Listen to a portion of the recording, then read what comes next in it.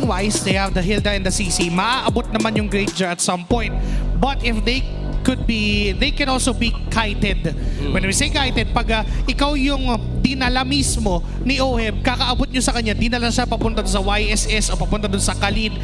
Counter engagement from TLPH is very too much, knowing na sila may control, yung Onyx wala. Sobrang ganda nga at alam na alam ng Team Liquid kung paano paganahin yung kiting mechanics na ganun. Ilang beses natin nakita sa mga nakalipas nilang laban yung ganun. Pero the question is, kaya na ba nilang selyuhan to? Kaya na ba nilang baliktarin yung nangyari nung nakaraan? O babawi pa ang Onyx at force ang game number 3 kasi sa gitna, maaga agad na nagkakaroon ng ambahan ng dalawang teams. Maagap talaga ang i-expect natin, especially sa tandem na meron dito, Sanji and JP. Khalid and Yushin ba naman eh. Nandiyan yung balagbag, but still we cannot deny na kaya rin naman makipagsabay ni Brusco pagdating sa Hilda. May isa ko nakitang magandang bagay na ginawa ng TLPH. Okay. They, imbes na, di ba dati nagli-leash yung mga roamers in yung mid lane. Oo. Tapos ngayon kasi bawal na yon. Teka lang! Ay, ito yung bawal! Kasalanan na naman para kay JP getting that first blood. Ang malala nun, nag-flicker pa si Prince. So ibig sabihin lang, sobrang lala nung kasalanan na ginawa ni JP. And Tapos, ayan mo, tingnan mo, tuloy lang sa pagdidil ng pressure against Onyx. tapos buhay pa siya. Sinubukan siyang patayin ng Onyx Philippines. I was just about to say na, teka nga lang, Oh, nag-i-explain nga. Niretrian pa nga eh. Teka nga nami. Pero bago ang lahat, balik tayo, Joshi Cakes. Ayan, eto na, may oras na talaga. Yung ginawa nila kanina, Wala na na. hindi nag-leash yung dalawa, yung roamer and yung mid lane, instead ng nag-leash yung Granger, binaril niya ng isang Rhapsody yung orange buff ni Carl TC para mas mapabilis pa rin. Kasi kapag yung roamers ang nag-leash ngayon, and even yung mid lane, may iwanan sila sa level. Madedelay sila, di ba? Yes. Lalong-lalo na meron ng additional XP plus coins kapag meron kang nare-reveal na kalaban. Tapos kapag nakiklear ka din sa gitna, hindi mo naman maagawan yung mid laner mo or yung iba pang kakampi mo. At magkakaroon ka din ng party mo. Pero ngayon, partihan na para sa Turtle, maagang sinisimulan to ng Team Liquid. Okay, nandyan na rin naman si Sandford sa loob mismo ng Turtle Pit. Na ngayon, sinisimulan pa rin naman ni Brusco na bruscohin sila Carl TZ. Si JP din, ang ganda ng pwesto niya dito, literal. Oh, kakasabi lang. Dinadagdagan na naman yung kasalanan against King Kong. Sandford as well, reaching the back lanes. Dito para sa Onyx PH. Meanwhile, nagpakawala ng Si mga Carl. pero si Mark Carl TZ Si Carl. ay makakaligtas pa rin na getting the Cyclonite as well. Ang hindi makakaligtas ay si Brusco. King Kong? Nakakuha ba? Nanakaw niya ang Turtle sa kamay ng TLPH at nakakuha sila ng kill onto JP. Kay King Kong pa rin at sa Super Fan pa rin yung Turtle kasi ganda pa rin ng ginawa nila para ma-shove away si Carl TZ. Nang muntik-muntik ka pang mamatay si Carl TZ doon, courtesy of Brusco. Ito naman yung maganda sa isang Hilda. Innately, may damage ka talaga. Power of Wilderness is enough para mag-zone away ng members. And not just zone give a threat na mamatay yung jungler. And with that, nakuha ng Onyx Philippines yung Turtle na yon. Gusto ko sana i-comment yung ginagawa ng TLPH kanina na doon sa may butas na side, hindi doon sa, doon sa may, hindi pala balbas yan kasi hindi Hindi. pala Delix Omads. Oh. Diba? Doon Oy! nila kinakite yung Turtle para mas malapit sa bush. Pero ito pala yung delikado. Super Prince going down. Meanwhile, at the cost of his life, mapapabagsak rin naman doon ni Brusco, Oh. si Ohe. Pero palitan na naman, ang dami nangyayari sa mapa. Pero tutok tayo sa may bandang taas na kung saan si JP ang kumukontra kay Kelra. So that is going to be a 3-for-1. Namatay pala si King Kong at hindi natin nakita yun pero namatay din si Oheb. Nagkaroon din ng isa pa ng kill, si Brusco pa namatay, even Sa si gitna, Super Prince namatay. Oo. Tapos sa gitna ay namatay na naman yung Farsa. Gusto lang naman namin ikas yung laro pero hindi natin nakikita yung mga gantong kills agad kasi ang bilis ng mga pangyayari. And look at JP right there. Oh, eto kita natin real time. Absolute cinema kung sakali mapipick up niya yung solo pero hindi yata mangyayari yan kasi siya. Nagdasal! Ngayon! Oh Pag-inis kita my! ni Brusco! Yung pagdadasal ni JP, makakasurvive ng ilang segundo pero hindi enough dahil mapapatay pa rin siya doon nila Kelra. Sumusobra ka na dati, JP, at gusto mo na namang dagdagan yung mga kasalanan mo pero sabi ni Kelra, it's time para pagbayaran mo na yan. Gets ko na gusto niyang i-poke, gusto niyang i-pressure si Kelra, Pero for Team Liquid, kailangan pa rin nilang maging maingat since Kelra, Harit, gold laner, scaling pa rin yan.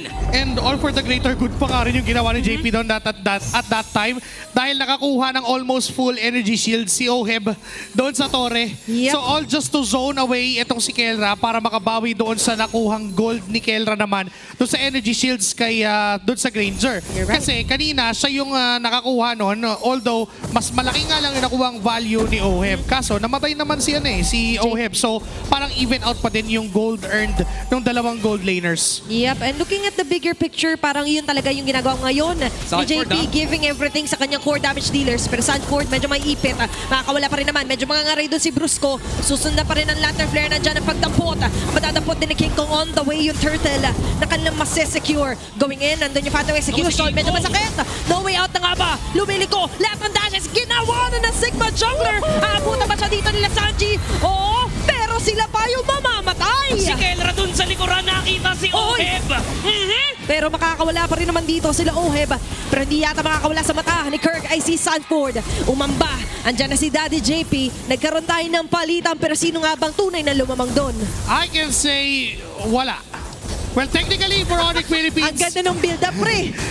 maganda naman na yung 1.4k gold lead from TLPH ay nabawasan into 600. Okay. So, in gold's terms, lamang ang Onyx Philippines sa naging palitan. Pero Okay. macro-wise kasi, bumawi pa din naman ang TLPH. They have the means para i-force yung mga resources away from Onyx Philippines and yung extended team fight, kaya din nilang ipanalo at that time. The thing lang is, nag-disperse na yung Onyx Philippines, kaya hindi na nag-matter yung possible na pwede pang re-engagement from TLPH. Pero when it comes to trade din, nakita natin na si King Kong mukhang nagagawa niya na yung Sigma pattern when it comes to jungling na hindi lang basta jungle yung poproblemahin na. Even to get turrets, nakakuha siya ng torre dun sa baba. So makikita natin dito, dalawang torre na rin ang nasecure ng Onyx PH. For Team Liquid kasi, yung lead na meron sila, yung 600 gold lead nila, nawala na dahil dun sa mga torre na nakuha nga ng Onyx. This is what's missing kasi nung game number 1. Kanina, walang chance si King Kong na siya yung mag-split push dahil kailangan siya sa team fight. Tama. But now,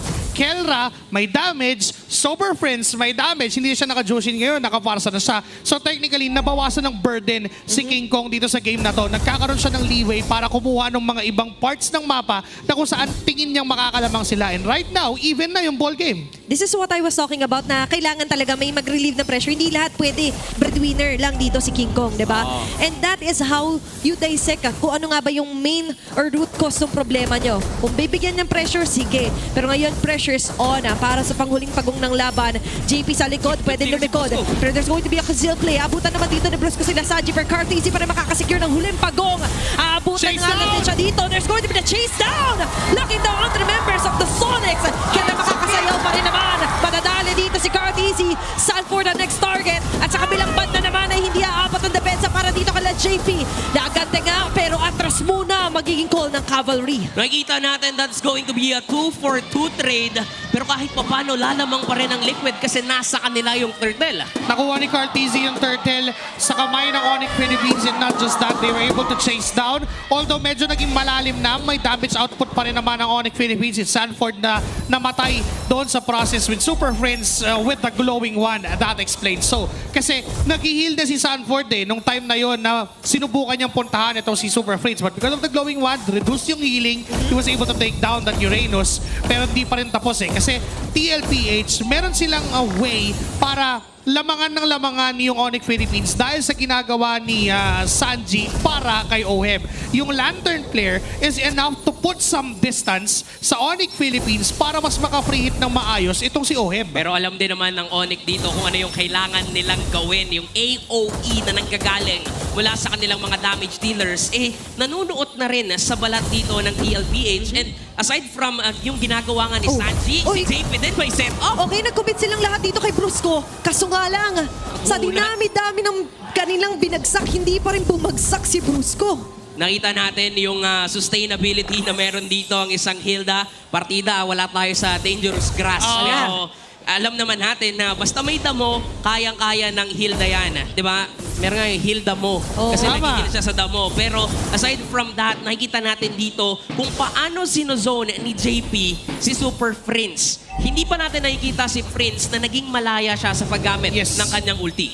Parang ang pinaka-responsibilidad ni JP, every time makita niya yung feathered airstrike, yun yung papasukin niya. Si Super Prince lagi. And maganda na pinipili somehow ng TLPH yung mga targets nila. They tried Brusco, pero Lalo ni now that Carla. they know that they can't, pwedeng mag-iba na yung target ng TLPH. Although for Onyx Philippines, Kelra is a problem. Yep. Kelra is a force right now. Ayun na. Kailangan din nilang pigilan yung Harith kasi kapag malaya siya nakakasayaw, yung freedom of movement mula sa Harith, na-overcome niya yung freedom of movement ni Cartesi dahil may feathered airstrike pa siyang kinoconsider. And that's why hinahanap na pilit ni JP yung two specific heroes and players na binabanggit niya, Super Prince and even Kelra. But checking off the spot here, maganda yung position dito nila Sanford and as well as dito sa may bandang kanan ng ating screen ay sila King Kong and Kirk na mukhang walang balak na i-reset. Itong Lord ito pero si Brusco reverse down. JP on the other hand jumping on to Super Prince. Hindi mapapinabangan yung Predator Strike. Pero sa ngayon na ikasamaan pero matatanggal pa rin siya sa listahan. Kelra Brusco sa on likod! the two. At si Kelra sa pinakalikod ay nangyayari na nga. Dalawang pangyayari ang sabay na di ginagawa. ba? Kelra on to Oh my! Flicker out! Hindi abutan ng Sigma Jungler. Nakakabaliw na yung mga pangyayari pero super fan pa rin ang makakasecure ng Lord.